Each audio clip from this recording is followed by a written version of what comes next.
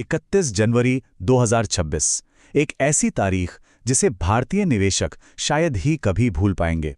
उस दिन हुआ ये कि सोना और चांदी के बाजारों में मानो एक सुनामी सी आ गई और उसने सबको हिला कर रख दिया।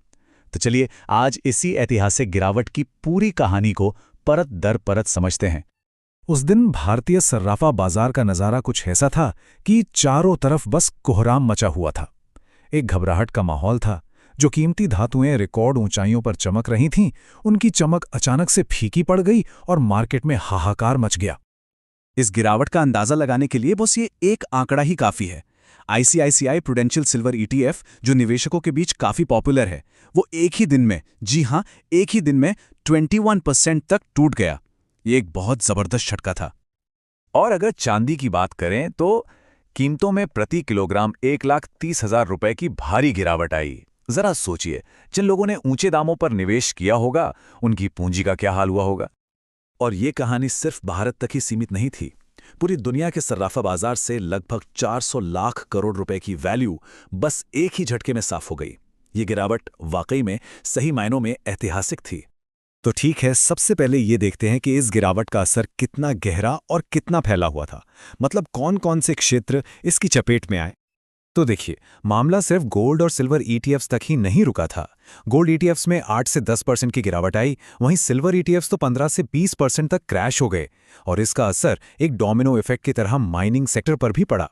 हिंदुस्तान जिंक, जो चांदी की माइनिंग से जुड़ा है, वो 12.5% गिरा और वेदांता और हिंदुस्तान कॉपर जैसे शेयर भी 11% तक टूट गए। अब सबसे बड़ा सवाल कि आखिर ऐसा हुआ क्यों? अचानक इतनी बड़ी बिकवाली आई कहां से? चलिए पहली और सबसे सीधी वजह को समझते हैं। भारत में इस क्रैश की जो सबसे पहली और तात्कालिक वजह थी, वो थी इंटरनेशनल मार्केट में आई भारी गिरावट। हुआ ये कि अंतर्राष्ट्रीय बाजार में सोने की कीमतें लगभग 5% और चांदी की 13% तक गिर गई। अब जाहिर है, जब ग्लोबल मार्केट में इतनी बड़ी गिरावट होगी तो उसका असर भारतीय बाजारों पर तो पड़ना ही था। और नतीजा ये हुआ कि हमारे MCX यानी मल्टी कमोडिटी एक्सचेंज पर रिकॉर्ड तोड़ बिकवाली देखी गई। ठीक है, इंडिया में गिरावट इंटरनेशनल मार्केट की वजह से आई, पर सवाल तो ये है कि भाई इंटरनेशनल मार्केट में अचानक इतनी बड़ी गिरावट क्यों आई? इसके पीछे क्या चल रहा था? तो देखिए, ज्यादातर एक्सपर्ट्स का यही मानना है कि इसकी सबसे बड़ी वजह थी जबरदस्त प्रॉफिट बुकिंग, मतलब मुनाफा वसूली। बाजार इतना ज्यादा और इतनी तेजी से चढ़ चुका था कि एक करेक्शन, एक गिरावट आनी लगभग तय मानी जा रही थी। जरा इस चार्ट को देखिए, ये अपने आप में पूरी कहानी कह रहा है। चांदी ने सिर्फ एक महीने में 63% का रिटर्न दिया था। जब कोई चीज इतनी तेजी से ऊपर जाती है तो उसमें एक बड़ी गिरावट की आशंका भी उतनी ही बढ़ जाती है। और ठीक वैसा ही हुआ। एक ही दिन में करीब 20% की गिरावट आ गई। और ये कोई मामूली तेजी नहीं थी। एक्सपर्ट्स का कहना है कि 1980s के बाद, यानी पिछले 36 सालों में, सोना और चांदी की कीमतों में किसी एक महीने में इतनी बड़ी तेजी कभी नहीं देखी गई थी। तो जाहिर है, इस ऐतिहासिक उछाल के बाद एक बड़ी मुनाफा वसूली होना तो स्वाभाविक था। लेकिन रुकिए, इस कहानी में एक और एंगल भी है, एक पॉलिटिकल एंगल।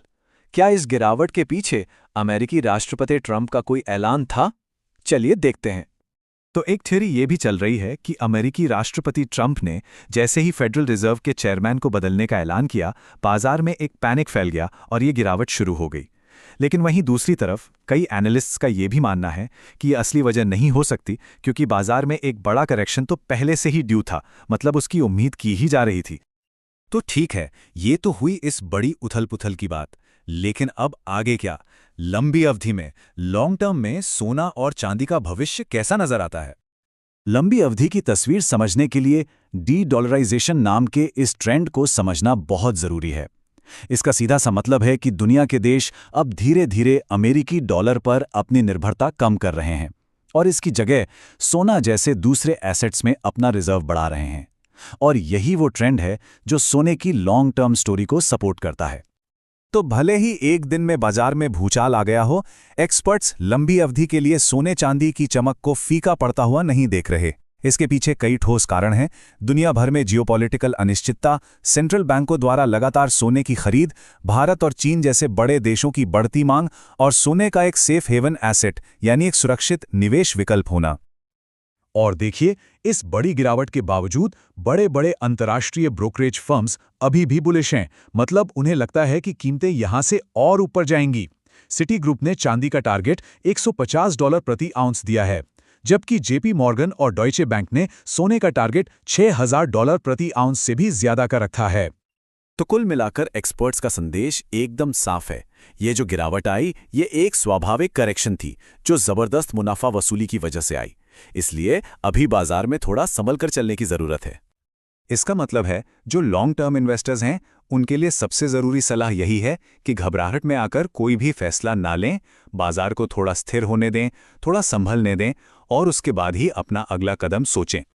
तो कहानी के दो पहलू हैं। एक तरफ एक दिन की जबरदस्त गिरावट है और पैनिक है, और दूसरी तरफ लंबी अवधि के मजबूत फंडामेंटल्स हैं। ऐसे में सवाल यही उठता है कि सोना चांदी में आई ये ऐतिहासिक गिरावट एक खतरा है या फिर लंबी अवधि के निवेशकों के लिए एक मौका।